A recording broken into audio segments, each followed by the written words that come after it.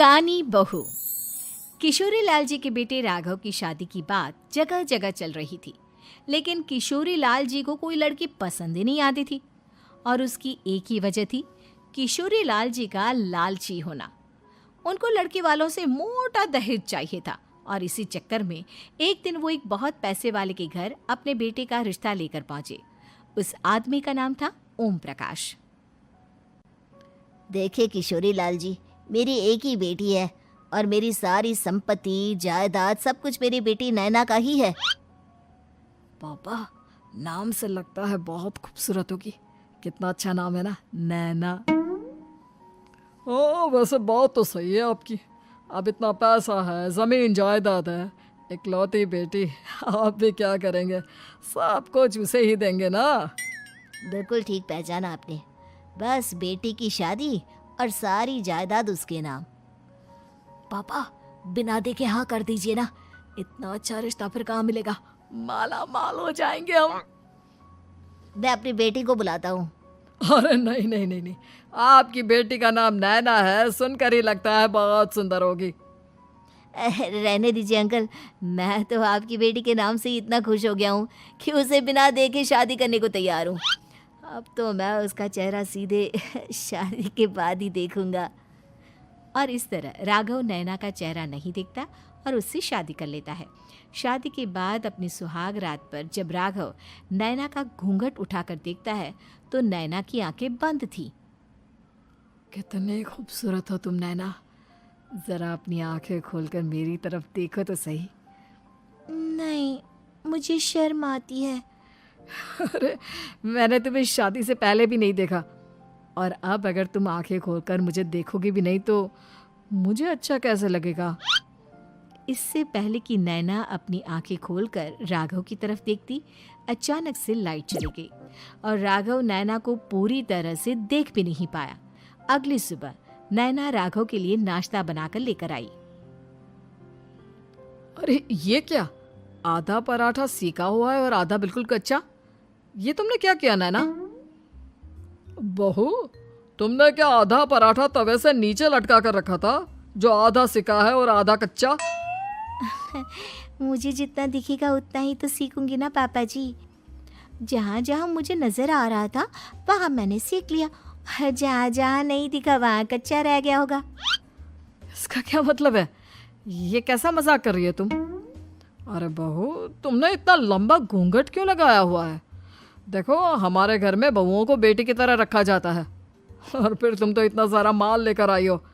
देखो, ये घूंघट डालकर रखने की कोई ज़रूरत नहीं है। हाँ नैना, पापा जी ठीक कह रहे हैं, तुम तो आराम से रहो, अपना ही घर समझो। नैना अचानक से अपना घूंघट उठा लेती है। अरे ये क्या पापा, नैना की तो एक आंख फूटी हुई है। नाम से नैना, लेकिन ये तो कानी बहू निकली। मेरे साथ धोखा हुआ है, धोखा। बिना दिखाए अपनी कानी लड़की मेरे संग ब्याह दी।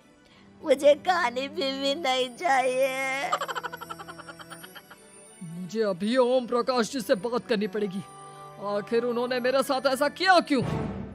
अरे, आप लोगों ने ही तो पापा से कहा था कि आप लोग शादी से पहले मुझे देखना नहीं चाहते। अब मेरे पापा पर क्यों इल्जाम लगा रहे हैं? अरे लेकिन उन्हें बताना तो चाहिए था ना कि तुम कानी हो, एक आंख से तुम्हें दिखाई नहीं देता। किशोरी लाल और राघव नाराज होकर ओम प्रकाश को अपने घर बुलाते हैं। पापा जी, ये आपने क्या किया? शादी से पहले बताया क्यों नहीं कि नैना की आंखों में परेशानी है? अरे, आप ही ने तो लड़की देखने से मना कर दिया था। अरे लेकिन आप बता तो सकते थे। आपको तो हमारी बेटी की प्रॉपर्टी चाहिए थी, वो भी पूरी की पूरी। अब क्या हुआ अगर उसे आधा दिखाई देता है? प्रॉपर्टी तो आपको पूरी मिल गई ना। अरे ये क्या बात हुई? मेरी शादी प्रॉपर्टी से नहीं, आपकी बेटी से हुई है। अब ये तो पहले सोचना चाहिए था, तब तो मेरी प्रॉपर्टी देखकर तुम्हारी जुबान लप लपा रही थी। लेकिन मैं कानी लड़की को अपनी बीवी बनाकर नहीं रख सकता। पापा, कुछ करिए ना आप। हाँ, करता हूँ। देखिए ओम प्रकाश जी, आप हमारे साथ ऐसा नहीं कर सकते। और तुम देखो, अगर तुमने मेरी बेटी से शादी तोड़ी ना, तो जो भी प्रॉपर्टी मैंने तुम्हें दी है वो तो पूरी की पूरी वापस ले ही लूँगा, और आधी प्रॉपर्टी तुम्हारी भी लूँगा। अरे मेरी आधी प्रॉपर्टी भला क्यों लेंगे आप? इसलिए क्योंकि मेरी बेटी को आधा नज़र आता है और उसकी नज़र अभी तक तुम्हारी आधी जायदाद पर ही पड़ी है। अब तुम उसे घर से निकालोगे तो कुछ तो लेकर जाएगी ना। और अगर हम आपकी बेटी को अपने घर की बहू बना कर रखे तो? तो तुम्हारी पूरी प्रॉपर्टी तुम्हारी ही रहेगी, और जो मैंने तुम्हें दिया है ना, उसमें से बस मैं आधा लेकर जाऊंगा। अरे लेकिन अब आप अपनी दी हुई प्रॉपर्टी में से आधी वापस क्यों लेकर जाएंगे? अगर मैं आपकी बेटी को अपनी पत्नी बनाकर रखने को तैयार हूं तो?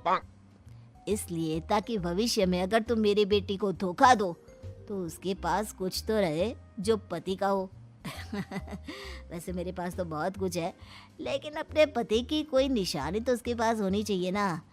अब अगर तुमने मेरी बेटी को कानी कहा तो तुम्हें प्रॉपर्टी भी कानी ही मिलेगी, पूरी नहीं। जमाए राजा। किशोरी लाल और राघव समझ चुके थे कि वो बुरी तरह फंस चुके हैं और अब उनके पास वहां से निकलने का कोई चारा नहीं है। अब समझ में आया ना, लालच बुरी बला होती है। एक तो तुम्हें प्रॉपर्टी मिली, ऊपर से बीवी मिली, उसमें तुम्हें नखरे भी दिखाने हैं। आए बड़े, चुपचाप बैठो दोनों। कुछ दिनों के बाद नैना राघव की कार लेकर बाजार घूमने निकलती है और जब कार लेकर वापस आती है, ये क्या? एक तरफ से मेरी गाड़ी पूरी खराब हो चुकी है। लगता है तुमने मेरी गाड़ी को किसी दूसरी गाड़ी के साथ एक्सीडेंट किया है। अरे अरे कितना बड़ा नुकसान कर दिया तुमने बहू। वो क्या है ना पापा जी, मुझे एक आंख से दिखाई नहीं दे रहा था, सामने से गाड़ी आ रही थी। मुझे तो सिर्फ आधा ही दिखाई दिया और वो गाड़ी मेरी कार से रगड़ते हुए निकल गई। अब मैं क्या करूं बताओ? आप इसे ठीक कराने के पैसे कौन देगा? तुम्हारे पापा। तुमने मुझसे इस तरह से बात की? अभी रुको। नैना राघव की शिकायत ओम प्रकाश को कर देती है। देखो राघव, अब जो मेरी आधी प्रॉपर्टी तुम्हारे पास थी ना, उसमें से आधी और मैं लेकर जाऊंगा, क्योंकि तुमने मेरी बेटी को डांटा। अरे नहीं नहीं पापा जी, गलती हो गई, माफ कर दो। गलती की तो कोई गुंजाइश ही नहीं। अगली बार मेरी बेटी को डांटा तो बची हुई आधी में से आधी और ले जाऊंगा। लालच के चक्कर में हम दोनों ने बहुत बड़ी गलती कर दी बेटा। एक तो तुम्हें कानी बहू मिली और ऊपर से जो माल मिला वो भी काना। इस तरह राघव की हर एक गलती पर ओम प्रकाश उसकी प्रॉपर्टी का आधा आधा हिस्सा लेकर अपना सारा माल वापस ले गया और राघव को कानी बीवी से काम चलाना पड़ा। भाई लालच वाकई में बुरी बला है।